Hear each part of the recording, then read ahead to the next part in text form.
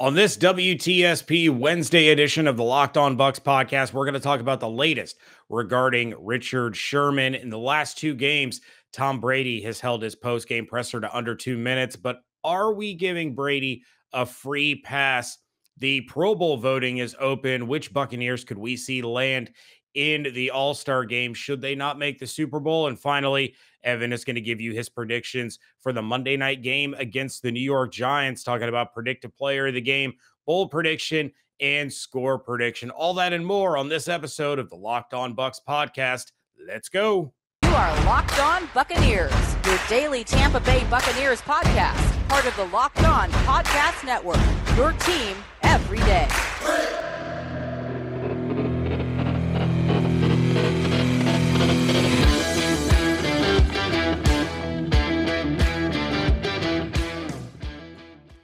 What's up, and welcome to the Locked On Bucs podcast, and thank you for making Locked On Bucs your first listen or first watch every day, free and available on all platforms, including YouTube. Make sure you subscribe to the YouTube channel. I am James Yarko, joined as I am every Wednesday by 10 Tampa Bay's Evan Klosky. You can check out everything I'm doing over at BucsNation.com. Make sure you follow along on Twitter at Locked On Bucs, at JYarko_Bucs, at EKloskyWTSP, and at Bucs_Nation. And Evan, we got to dive into the nitty gritty full Spider-Man trailer breakdown because that dropped on Tuesday night. I'm just kidding. It hasn't released as we're recording this, but I'm anxiously awaiting the trailer for Spider-Man. You're not tuning into Man in the Arena, Tom Brady's ESPN Plus 10-part docuseries. Oh, I will watch that as well, but the trailer should only take about 2 minutes out of my life. Okay, fair. Touche. All right. Well, Evan, we're going to kick things off with some news, and I use air quotes over on the YouTube viewing party because Richard Sherman has suffered a grade 2 calf sprain. He's going to be out for a few weeks, and honestly, I don't really consider it news because the guy's played in 2 games. So a guy that's been out, who is still going to continue to be out, that had little to no impact on the team. Granted, that's not entirely his fault. He came in off the street, hadn't trained all offseason, was still trying to get into football shape. It was just kind of thrown feet first into the fire. But he had virtually no impact when he was on the field, and then he's been out. So, I mean, just okay. Yeah, that signing hasn't worked out. Not really like we can judge Sherman, but as you mentioned, it's just a nothing burger at this point because if you never had him, you can't really complain about him not being out there. Right. Yeah, and it's frustrating because he came in to help a beaten and battered secondary, and the secondary has just continued to get beaten and battered with no relief inside. I mean, fingers crossed that Sean Murphy-Bunting is going to be able to go on Monday. I'm not holding my breath, but it was definitely a positive sign that he started practicing last week. You still have Carlton Davis that's going to come back at some point, but the guy that was supposed to come in and help boost a weakened secondary not being able to do so is certainly a disappointment among other disappointments for Bucs fans. Yeah, and at this point, as much as it sucks right now to watch this team and you desperately want to see somebody like Sean Murphy-Bunting return because they need him badly, the big picture is still the big picture. As the Bucs are now 2 games behind the 1 and 2 seeds in the NFC, as we've said before, as important as that is, it is way more important to be healthy at the end of the season because as we learned last year, it doesn't matter who the heck this team needs to face and where they need to go. If they're fully healthy, they're dangerous. So just get healthy and be cautious because we saw this team try to, and I'm sure it was Gronkowski's fault. He wanted to be back out there. I don't blame him. He's not paid to sit on the pine, but he's a guy that went out there a little bit too soon. And I had a bye week staring them at the face and took 5 plays for him to miss another 2-3 games at this point, maybe even more. We don't know. Yeah. Bucs Twitter Evan, you haven't gotten to experience all of the joys of Bucks Twitter because you came into a Bucks Twitter era of a Super Bowl champion. Yeah. But what we've seen over the course of the last 3 days from Sunday through Tuesday, that was normal Bucks Twitter for about 10 years. Yeah. Full-blown meltdowns, calling for coaches' heads. I've seen people freaking out, calling the head coach a hypocrite because Ronald Jones isn't getting any playing time, and people are upset about that.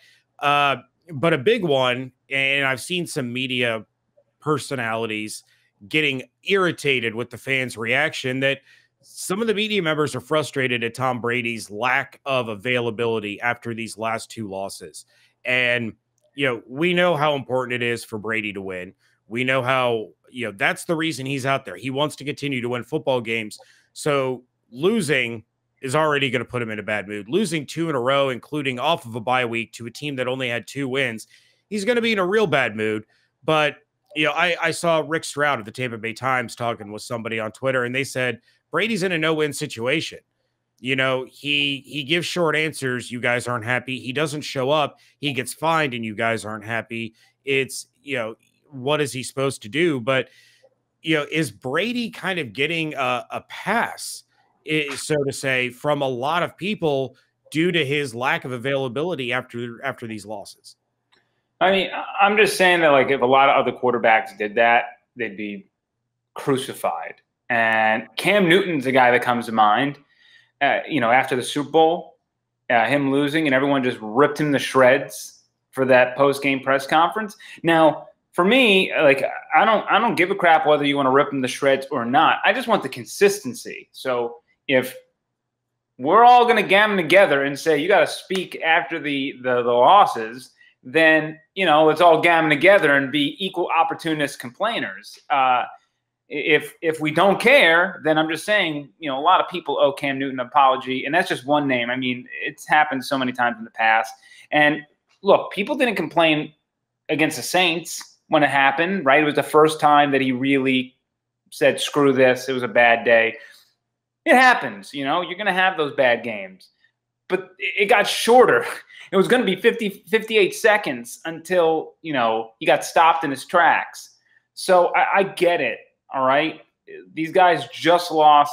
He's pissed. And the last thing he wants to do is break down or relive just an awful game where he knows that they're the better team and they completely screwed it up. So I sympathize with that. I really do. Having said that, this guy is no spring chicken here. He's been doing it for 2 decades. At some point, he talks about seeing the big picture. Like, just answer the damn questions and get on with your day.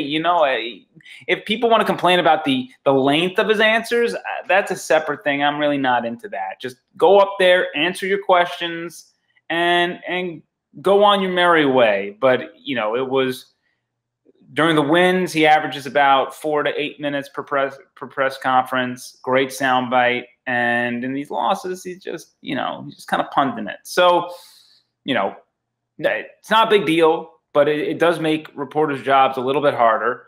And then for people who want to say, well, don't, this is why you don't talk to the media because they do this, and this. It's like, look, the reporters just want to use your bites to tell the story. If you don't give them the bites, then they're going to interpret your side of things the way that they want to interpret it. And then that's your fault for not speaking because you decline to show any sort of ability to extrapolate on something that just happened. So, that's the whole thing. Is the media is the bridge to the public, and the public, as you just mentioned, was pissed. So the media is trying to get answers for what the heck happened, and when you do that, there are no good answers to give, and then that ultimately leads to negative narratives because there is no clarity for the public or the media to decipher it. That's fair. I mean, it's certainly, I don't know. I didn't watch every post-game presser when he was in New England, but this one after the loss to Washington was very Bill Belichickian to me, It was quick. It was short.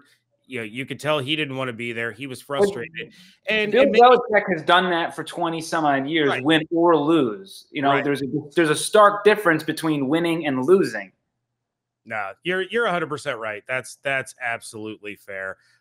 Something else that is absolutely not fair, Evan, is the cost of gas right now. But we have an app that anyone that buys gas needs to know about, and that is Get Upside. Our listeners are making up to 25 cents for every gallon of gas every time they fill up. Just download the free Get Upside app in the App Store or Google Play right now. Use promo code Touchdown and get a bonus 25 cents per gallon on your first fill up. That's up to 50 cents cash back. Don't pay full price at the pump anymore.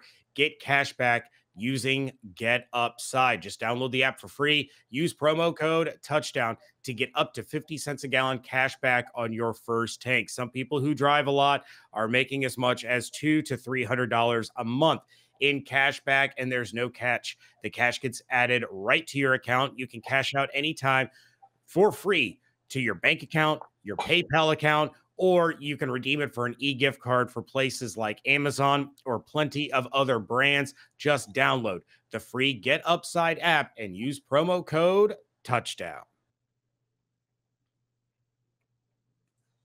Segment 2 here of the Locked On Bucks podcast, and we thank you for making Locked On Bucks your first listen every day. Evan, let's talk about something a little happier than bitter press conferences and calf injuries. Let's talk about the Pro Bowl. Now, I find it interesting. We're going to dive into this topic regarding a team that has lost 2 in a row. They've dropped from 6-1 to 6-3. Everybody on social media is ready to jump off the Skyway Bridge because the sky is falling. And we are going to sit here and discuss Buccaneers that should be voted into the Pro Bowl. Now, I saw you on Twitter say 6 to 10 Buccaneers could be voted into this game. I'm not quite so brazen, but I'm interested to hear what you have to say about it. Well, let's go through the list. Tom Brady's obviously going to get voted in, right? I will agree with that one. Ali Marpet is going to get voted in, or he'll be a Pro Bowler. I don't know, but voting's weird. I don't know how people vote for the offensive lineman, but I don't have him on my list of players that I think will make it. I think Marpet will. I think he deserves it. He grades out as one of the best offensive linemen on the team. He's graded out as one of the better guards in the league. I think Ali Marpet is going to be a Pro Bowler. At this point, things, all those grades can change. We do have another half of the season left. I do believe that Tristan Wirfs might as well find himself in there. I would love to make a pitch for Donovan Smith, but they're not going to be an entire offensive line of Bucks. But I think Wirfs and Marpet have a really good case ahead of them. So then I do believe that Ndamukong Suh might get a veterans trip to the Pro Bowl, just as that stout run defense is a thing. He could be rewarded as a guy who's gotten some sacks along the way on top of stuffing the run. I would love to, give Vita Vea a hug, and luckily for that guy, he's not seriously injured from what we saw at the end of that game against Washington. But, I feel like Suh could get in if on name value alone. Then I think also, speaking of name value, despite what we all see here in Tampa and Devin White not having the world's best season, his numbers at the end of the year I still think are going to be impressive. And as far as inside linebackers go, I still think he is one of the most impressive talents in the league. I think I could see him getting rewarded, if not by finding his way in there. I think even if votes, he's also a name value type guy. And then sort of another sleeper I have is Jordan Whitehead. I really like what Jordan Whitehead has done. I think give him 6, 7, 8 more games, and he might be able to pick up steam. I believe that Evans and Godwin can make a run. I don't have them personally in the Pro Bowl right now. I think Fournette could make a run. I do not have him in the Pro Bowl right now. But there is a route to this season where things go this way, which for those listening goes up, or it could go 9, it could be a 9-10 win season and just stay fairly mediocre. I do not believe that this team is going to fall off a cliff. All right. It's a bad stretch. The Rams are having it too right now. A lot of teams these past couple of weeks have been losing some fluky games. So, I stand by it. I think 6 is my floor. And, if they continue to succeed, like I think they will towards the end of the year, to get to 11 wins, I'll say, then I think you're going to be getting some more notoriety and some names in there.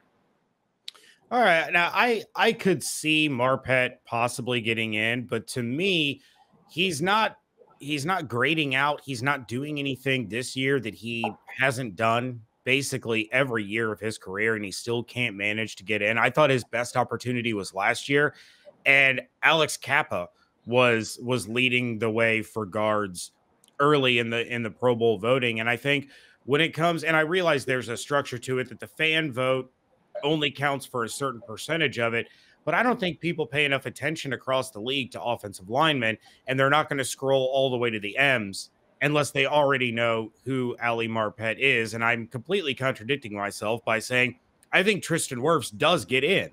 As of right now, I have him listed as a Pro Bowler, but he also gets a lot more attention, as a tackle, as a second-year player. You had those big 4 tackles being drafted last year. He's got the viral videos of jumping out of pools, and people saw what a great job he did last year. So his name has been out there a little bit more than Ali Marpet, and I think name recognition is going to be a big part of it. I have 5 Pro Bowlers that I think get in right now, and that's Brady and Wirfs, which we agree on. I do think Mike Evans is a Pro Bowler right now. Second in the NFL in touchdowns. The guy's killing it. He's not getting as many targets as Cooper Kupp, obviously, but he's towards the top of the list for receivers. I think Vita Vea, would be fine with that. I was rewarded. My thing is Vea just got hurt, so I don't know if he's gonna miss a couple of weeks. So I picked Sue, but whatever. Sue, Vea, one of them. So, and then I went Levante David, and I think he's finally starting to get. I almost make that my veteran pick the way you did Sue. Like, people are going to show him the respect that he's been snubbed so many times that he'll get in this year. And I realize he missed a couple of games too, but I think Levante gets in. The couple of wild cards that I have are Chris Godwin. Like you said, if things are going up, Godwin's going to play a big part. And then depending on when Antonio Brown comes back, that's still a big one too. Yeah. That's a big name. The Buccaneers are 5-0 with Antonio Brown. They're 1-2 without, and they're averaging 7 points more per game with Antonio Brown. So the faster they get him back, you would think the faster things start to go in the upward trajectory that you're talking about. But I think AB could get in over Godwin, even if AB's numbers aren't as good, just because he is going to have those huge highlight reel plays. He's the bigger name. It's kind of that, started from the bottom, now we're here kind of event, with the Raiders and then the Patriots and all the off-field stuff, and now, contributing to the Buccaneers. So I don't think Devin White gets in. I really, really don't. He's been, other than having a good game against Washington, he's not been great this year. No, he has not. And again, I just believe when it's all said and done and you look at his tackle numbers and just looking at stats and people who aren't watching Devin White play every day, I think that they might be like, oh, Devin White, like 100 and some odd tackles. And, he could end up with 5 sacks or something. It just, the numbers are the stats are going to be there, even if you and I and you on our third person out there, you're listening, who you are. Even if we all agree that he's he's not having the season we thought he was going to have. And I also don't want to necessarily blame Devin White for not having the typical season either, because I think he's being asked to do things to cover up for a lot of leaky holes with all these injuries. Absolutely. So, all right. Well, we will, we're going to have to put a pin in this one, and we're going to revisit as we start to see some of these results roll out. Mm-hmm. We're going to have to remember the players that we talked about when the Pro Bowl teams are announced. So yeah, we'll see who's right, who's wrong, and how many players you'll get to point and laugh at me and say, haha, I told you so, James, right here on my own show. Something that is always a Pro Bowl selection, in my humble opinion, is Built Bar. And if you haven't tried a Built Bar by now, you are the one that is missing out. They say it's a protein bar.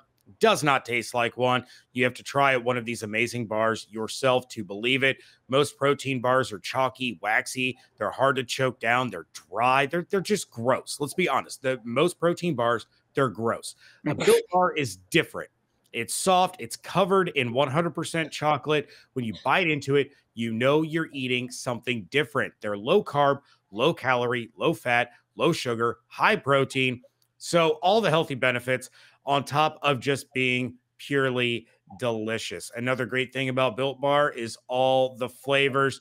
I'm going to have to pack some this weekend. My son has 2 games in Indiana Saturday night, back to playing at home Sunday morning. We are going to have a whole box. I got him to try the blueberry muffin. He loved it.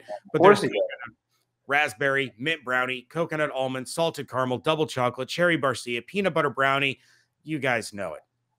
This month, Built is coming out with new limited time flavors every 3 to 4 days. So you need to check the website often. You don't want to miss out on these limited time flavors. Go to built.com, use promo code LOCKED15 to get 15% off your order. Again, promo code LOCKED15 for 15% off at built.com.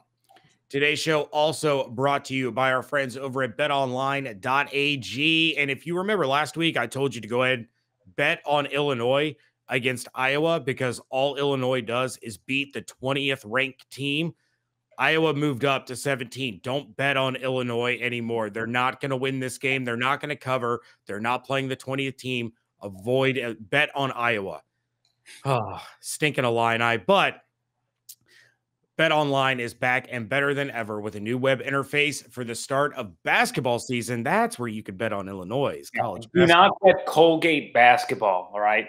Not that I know from experience, all right? Not speaking from experience at all. Don't bet Colgate basketball. See, there you go. Bet on Illinois. Do not bet on Colgate. Yeah. There's more props, odds, and lines than ever before. BetOnline remains your number one spot for all the basketball and football action this season. Head to the new updated desktop or mobile site to sign up today and receive a 50% welcome bonus on your first deposit with promo code LOCKEDON. From basketball, football, NHL, boxing, UFC, all the way down to your favorite Vegas casino games, don't wait to take advantage of all the amazing offers available for the 2021 season. BetOnline is the fastest and easiest way to bet on all your favorite sports. BetOnline, where the game starts. Wrapping things up here on a WTSP Wednesday edition of the Locked On Bucks podcast. James Yarko, Evan Klosky on Twitter at @JYarko_Bucks, at @eKlosky.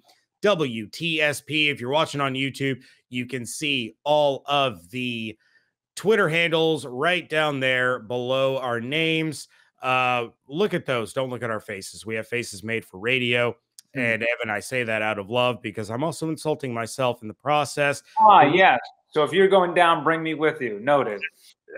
We are a team. On Wednesdays, we are a team. And if the ship goes down, we go down together. Noted. All right. Well, and David says the same thing about he and I when we're on. So yeah, David's also ugly. Noted. We all have faces for, well, you're on TV. I can't really say that. That just dawned on me. Well, that stinks. Anyway. No, you're just being honest. It's okay. All right. We are going to get to your predictions for the Monday night football matchup between the Buccaneers and the Giants, going back to last year, this was a primetime matchup. It was a Monday night matchup, and it was a lot closer than we thought it was going to be. This year, the Giants are dealing with injuries out the wazoo as well. No, I don't think Saquon Barkley is going to play, but I haven't seen any updates as to his ankle injury. I don't know if this is the week he's really supposed to be back. You have Kadarius Toney, who's been explosive here and there, but he's really hit and miss. You've had the smooth routes of Kenny Golladay up there not being so smooth this season. But let's dive in to your predictive player of the game for Monday night against the New York Football Giants. I think he had a tremendous game last weekend, something we couldn't say about a lot of people. And I think that's going to carry over. He hasn't been playing the best football as of late. We mentioned him before. We'll mention him again. Devin White. I do see at least one strip sack fumble in this equation. Danny Dimes loves to drop the rock. So I think that with Bowles blitzing and Devin White maybe figuring some things out, I'm going to go Devin White, big game, at minimum a strip sack fumble, and he'll also have some other big plays throughout. But Devin White is going to be another big game on prime time. He's going to be jacked up. Well, hopefully he plays more like the Washington jacked up than the New Orleans Saints jacked up. Yeah. Don't need them shooting themselves in the foot. They find a way to do that anyway. They don't need any help. What is your bold prediction? Bold prediction is there will be no pre-snap penalties from the Buccaneers. That might be the boldest prediction of the year. That's more bold than me saying they're going to go 14-3. That's right. You want it bold? All right. We're going double shots of espresso and the darkest coffee you can get. Bold, baby. No pre-snap penalties. If they have a pre-snap penalty on the first play of the game, like it's going to happen. Oh my God, it's going to happen. Texting you immediately. It's so happening. As long as it's not OJ Howard, let's move the pre-snap penalties around so that everyone is to blame. Yeah. All right. Finally, Evan, what is your score prediction for this week? It's going to be a scarier one, but they are home. We do know the Bucs play very well at home. 24-20 Buccaneers.